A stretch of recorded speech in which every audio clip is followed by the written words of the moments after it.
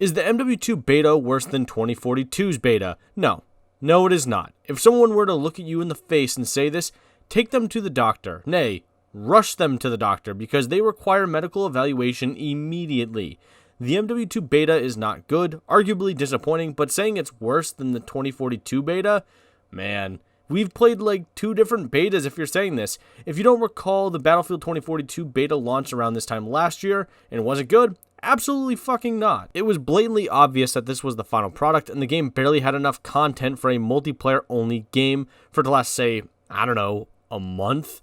For all the issues, fixable and unfixable, at least MW2 has content, because according to leaks, it doesn't sound like we've even scratched the surface yet for what's to come in Modern Warfare 2. It seems like we're going to see way more guns, obviously more maps, and probably more perks. Maybe? Also, the MW2 beta didn't almost give me a fucking seizure when I played it. And seeing as I'm not a massive pile of garbage, I won't be putting any content into this video that would probably give someone a seizure.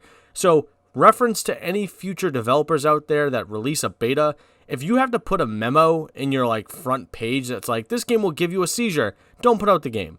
That's probably the best way to do it. I mean, because you never know. There are people that might not know they can get seizures and they'll probably get one. I get it's something to cover your ass in terms of like legal stuff, but don't ever do it.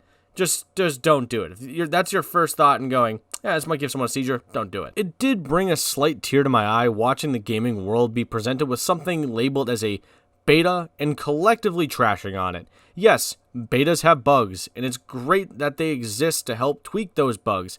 But if betas like 2042 say anything, it's that the betas are just like glimpses of what's to come. So when people hated the operator system, there was zero chance it was going to be changed in time for launch, if ever. The maps were way too big, something that they could never fix at all. The lack of content was also something that wouldn't be able to get fixed before launch anyway. Point is, again, betas are nice to fix bugs and glitches, but besides that, it's early access to the finished product.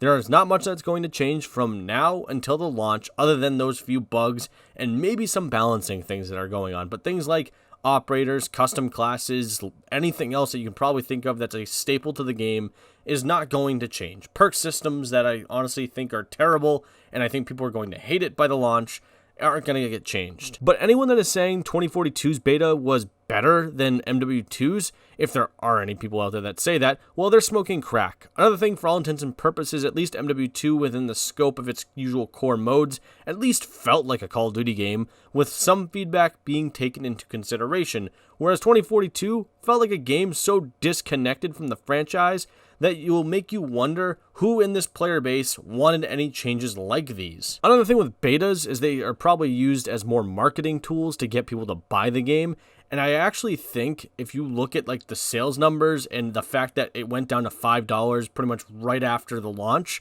I pretty much think that Battlefield 2042 lost sales. I think people probably refunded their copies or begged like EA or DICE or Steam or whoever, Origin, to refund them their product because it was so bad, so glitchy, and was definitely not ready for the final product. Again, at least Call of Duty, for all intents and purposes, that the game that was there, at least it was pretty much ready for launch. At least you can release the game, and yes, you can patch here and there things later if there are any, and yes, there are core fundamental issues, but it's nowhere near as bad as 2042 with its operators, maps, horrendous UI.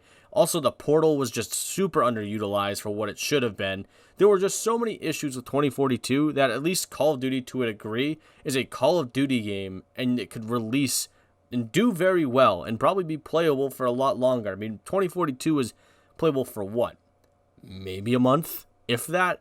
And again, a lot of that had to do with the beta basically being the final product. So, short answer, is 2042's beta better than MW2's?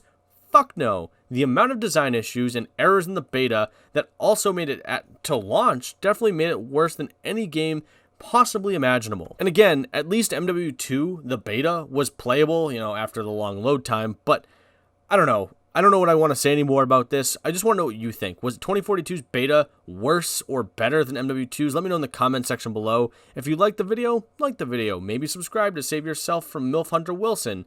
And if you're mad at all, eat Arby's. I don't really care. Thanks for watching, and well, bye. Oh, by the way, yeah, I'm defending the MW2 beta. The world has officially ended, so get to your bunkers, hide your kids, hide your wife, and hide your husbands because the world is ending. BUSHBERRY made a video that is pro MW2. I don't know what's going on anymore.